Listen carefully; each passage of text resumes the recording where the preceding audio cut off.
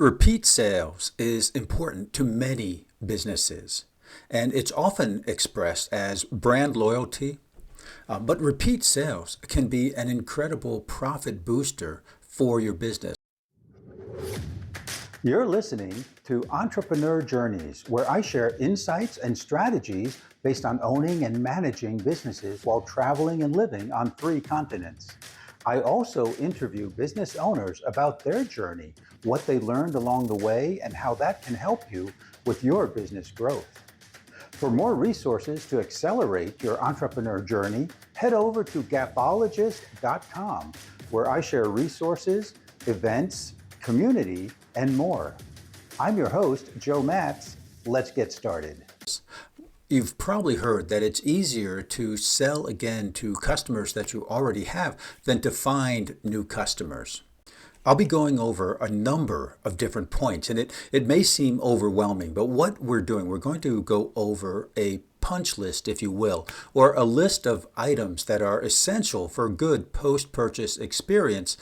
If you're interested in creating more brand loyalty, stick with me. I'm going to go over a number of points, and it may seem overwhelming, this list, but I'm not going to get into any details or specifics in implementation because your business is different from my business. Your business is unique, and the way that you implement these points and what points are more important than other points is going to be very specific to your business. There'll be a way to get more information on what we're talking about here at the end of the video. But stick with me. Think of this as a punch list, as something you can rate yourself on as how you're doing. And if you see areas that you need to improve, just focus on one area at a time.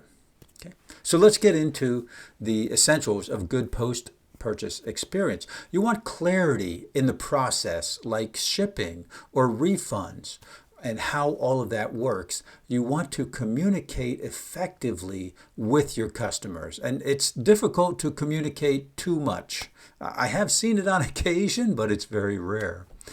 Provide proactive support material. Very important.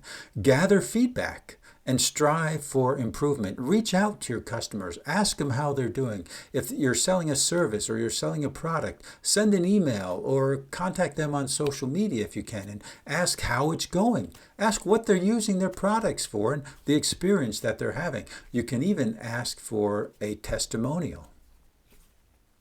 Mapping the customer journey. Understanding the post-purchase process is critical to providing an excellent post-purchase product. So you can map that out, and I like to put things down physically. I like to actually make kind of a roadmap and walk through the customer experience.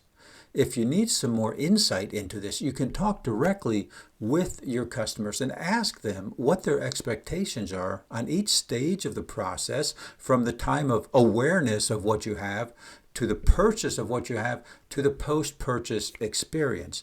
And ask them, how is it going? That's a very general question, but you might want to get more specific so that you can build a customer map that is a basic, general, gets all the folks in the bell curve, their experience. Lay the groundwork for the pre-purchase. This sets up the expectations, and you do that through letting them know how the process will work and what that journey will look like. Create a facts page of common questions. Everyone has questions. If there's a facts page, it's something easy for your customers to go to see what's going on. Send confirmation emails, provide regular status updates if your product is not immediately being shipped out to people, or if folks are pre-registering for a course or for a webinar or masterclass that's happening a month or 2 months or 3 months out.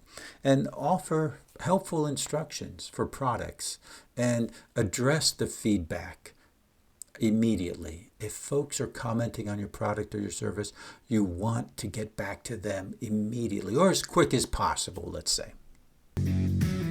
Would you like to get in front of more of your ideal clients and at the same time build your brand and create evergreen content?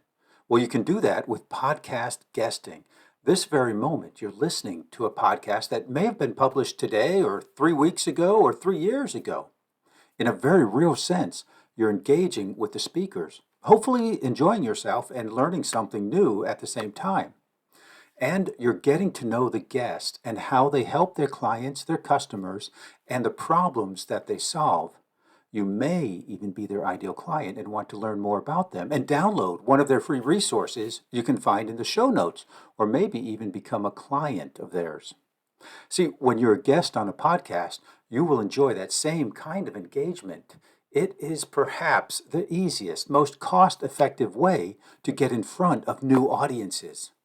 Learn how you can be a guest on the right podcast and engage with your ideal clients with the free resources available at 𝐭𝐡𝐢𝐬.com. Keep in touch with updates. It's important to communicate effectively to increase the customer satisfaction. Send emails or SMS if that's your thing, or updates regarding the order. You want to communicate with your customers. I personally don't prefer folks to text me. I don't look at my text right away. I'm not the person who, here's my phone ringing and I have to look for my phone to answer the text. I might go hours, sometimes days. So texting is not an effective method for me. Email is much more effective for me, but that depends on your client. And you can use both systems, emails, SMS, and social media also, to reach out to your people and provide educational content. If that makes sense for your particular product or service, providing educational content can increase the satisfaction and increase the utility of what the person, the customer, has purchased. Give support that your customers need. Now, this is obvious, right? You want to offer resources for products. If something has to be installed or something is a little complicated, if your product is a little bit complicated to get to use correctly, provide videos and information so that they can follow those instructions and get the best use and the most effective use from the product that they bought. Create accessible communication channels. Okay, so you might want to use YouTube videos or have specific videos on a private server that you have available through your website. Encourage customer discussions and foster personal connections. Depending on your product or service, you might want to form a group and get your customers together, get them talking about it and sharing tips and all. Providing how-to guides and care tips, instructional videos, maintenance videos, things like that, if that makes sense for your product or service. Create a smooth return and exchange policy. Importance of being customer friendly is that you have a process for easy, smooth returns. Now, you're not going to make any money on the product you return, but if you do this correctly, you will build more brand loyalty. And I often think of Amazon. I purchase a lot of things from Amazon. And one of the reasons is I know I can return the product if it doesn't work for me, if it doesn't fit correctly, if it's not the right size. You can't tell everything in a picture before you purchase, but I know that with Amazon, I can return it. So they've got my loyalty. If you can do the same with your product and services, you'll also build that brand loyalty. Include details about that policy. Make it very clear. You can include it in your facts section if you want. Another effective method and strategy is to offer loyalty programs and provide the benefits to customers that are in your loyalty program. Now, we know Starbucks does that. If you buy things from Starbucks, if you have a Starbucks card and you're getting those points, it's very effective. It's not so effective, again, this is very personal, it's not effective for me because the ability to gather those points, I don't go to Starbucks every day. Most of my points expire before I get to any level. But I did have an experience with an airline when I lived in Brazil. Every 10 trips that you made, so a round trip would count as 2. So every 5 round trips, I got a free round trip ticket. And I used that tremendously when I was traveling a lot in Brazil. I would often get free trips. About every 4 or 5 months or so, I'd get a free trip. So make sure that your customer loyalty program is appropriate to the major part of your clients. We talked about getting feedback before, and I want to emphasize the importance of that. Continuous feedback from your customers is so important. So have a system that you design for your particular industry, your particular product and service. Make it unique to you for you to gather feedback from your customers. You might use videos, you might have video conference, you might use asynchronous communication for video or audio or emails or something like that. There's a lot of technology out there today that you can use to get effective feedback from your customers. And of course, go above and beyond. Meet your customers' expectations and go beyond. Do the little extra. Express appreciation through small tokens of gratitude. It might be a physical snail mail letter. It might be a sticker that you send them. It could be just a message, just an email, or just a short message on social media to make them feel special. One thing that I've learned to do is to use the video messaging on LinkedIn. Now, many people don't know about the video messaging available on LinkedIn. So when I do create a video for my clients, it is a surprise to them. And the surprise increases the value, I believe.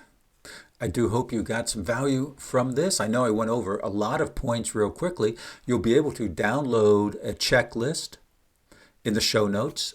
There'll be a link to the checklist, or you can go to 𝐭𝐡𝐢𝐬𝐤 where you'll find access and links to everything and all the resources that are available, events that are coming up.